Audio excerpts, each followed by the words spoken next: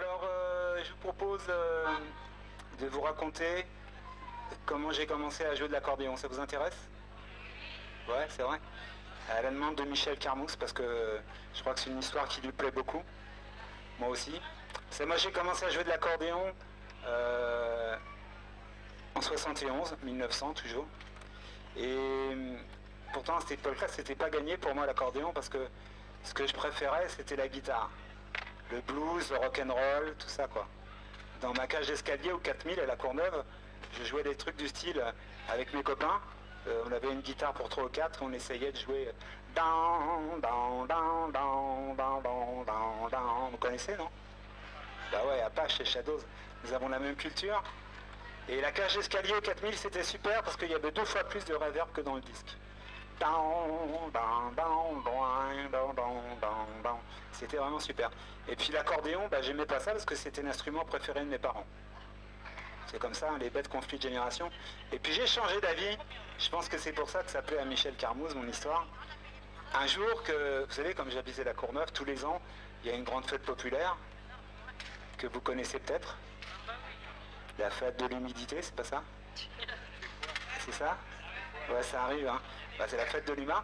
Et au détour, pour nous, les gamins des cités, la fête de l'humain, c'était vraiment super parce que c'est un peu comme ici, là. On déambulait dans les allées et tout ça. Et puis on n'allait jamais au spectacle, c'était pas notre milieu. Et là, des spectacles, il y en avait partout, des petits, des grands, des beaux, des moins beaux. Et au détour d'une des scènes de la fête de l'humain, j'ai découvert un drôle de groupe musical. Il y avait 4 vieux messieurs qui jouaient ensemble. Ils venaient de Louisiane. Ils avaient au moins 75 ans de moyenne d'âge. Pour moi, à l'époque, c'était très vieux. Maintenant, j'ai relativisé, parce que ça s'approche un peu. Hein. Mais pour moi, à l'époque, ils étaient vraiment vieux. Quoi. Moi, j'avais 21 ans. Hein. Et donc, ils se sont mis à jouer une musique qui m'a enthousiasmé. Ça faisait un peu comme ça.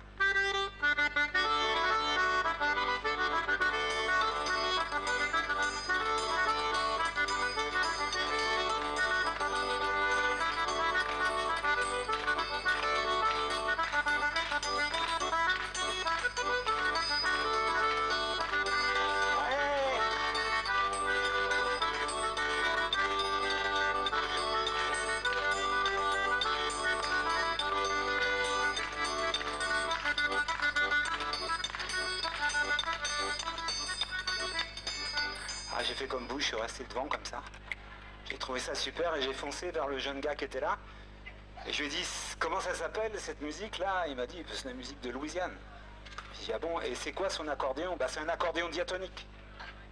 J'ai dit, c'est quoi? Et le gars il m'a répondu, bah c'est un accordéon, quand on pousse et quand on tire, c'est pas pareil. Muni de ces informations, le lendemain, dans tout Paris, j'ai cherché un accordéon diatonique. Et dans un magasin assez connu du côté de la Bastille, peu cher, très cher, un truc comme ça. Paul Becher, voilà. J'ai fini par en trouver un. Je suis rentré la gueule enfarinée, j'ai foncé vers le jeune vendeur qui était là. Je lui ai dit, bonjour monsieur, j'aurais un accordéon diatonique. Et le gars il m'a dit, c'est quoi? Bah, je lui ai dit, bah, c'est un accordéon, quand on pousse et quand on tire, ça fait pas pareil. Il m'a dit, bah, je sais pas ce que c'est. Heureusement est arrivé un vieux vendeur avec un accordéon comme ça, couvert de poussière. Et il m'a dit, c'est pour en jouer, c'est pour faire beau sur la cheminée. Ah, moi j'ai dit non, c'est pour en jouer. Il me dit, bah, ça fait 15 ans qu'on n'a pas vendu. Alors j'ai pris mon accordéon, je suis sorti avec ma balette. Je ne les ai pas rassurés, je me disais, oh là là, qu'est-ce que j'ai acheté? Et puis, pour en savoir plus, chez Gilbert Jeune, j'ai acheté le Que sais-je sur l'accordéon. Et là, dans le Que sais-je sur l'accordéon, dans le métro, avidement, j'ai commencé à lire. Et là, il y avait écrit, accordéon diatonique, instrument obsolète, impropre à faire de la musique. Et juste après, il y a un truc qui m'a vraiment, alors là je peux vous dire anéanti, on peut le dire, il y avait écrit instrument essentiellement consacré au monde rural. Alors je suis rentré dans ma barre HLM, j'ai ouvert la fenêtre et j'ai cherché la ruralité, je ne l'ai pas trouvé. C'était plein ouest. À gauche, il y avait les hydrocarbures qu'on brûlait en 83. Entre chez moi, les hydrocarbures, il y avait le canal. Entre le canal et chez moi, il y avait le bidonville. Maintenant, il y a la cité des Francs-Moisins. Derrière, il y avait les gazomètres de la ville de Paris. Maintenant, il y a le Stade de France. En face, il y a toujours la basilique de Saint-Denis. Juste à côté, il y a l'UMA, Et l'été, il y avait des couchers de soleil absolument resplendissants. des boules rouges au-dessus du toit vert de gris. Et puis à droite de la basilique, il y avait l'étendue éperdue des HLM jusqu'à l'horizon. Et la ruralité, pas tellement. Mais enfin, je me suis accroché. Et un jour, j'ai réussi enfin à jouer un petit air avec mon petit accordéon, avec les deux mains. Vous allez voir, les mains, c'est important. Ouais, vous allez voir pourquoi. Et le premier truc que j'ai appris, ça m'a pris un matin, il était 9 h, ça faisait comme ça. Si vous reconnaissez, vous pouvez chanter. Hein. Surtout que c'est un truc de pas loin d'ici, ça vient d'Aunis-Saintonge. Ça fait comme ça.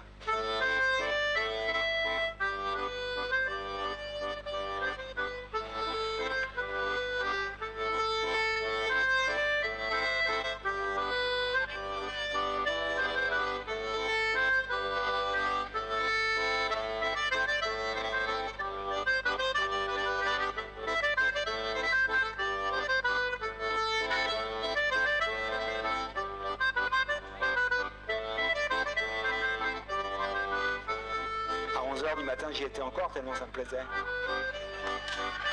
À midi, j'ai fait une pause pour manger. J'ai repris à 2 h. Et à 6 h, épuisé, j'ai arrêté. Et là, des étoiles dans les yeux, un sourire jusqu'aux oreilles. J'ai été voir mon père, je lui ai dit, alors, l'accordéon. Et il m'a dit, c'était bien quand tu jouais de la guitare. Mais bon, j'ai continué. J'ai continué. Et puis, j'ai continué et je me suis aperçu un jour qu'avec le soufflet de mon accordéon, mon instrument, c'est un instrument quand même qui est bizarre. C'est un instrument qui respire. Vous voulez l'entendre respirer? Ouais, écoutez.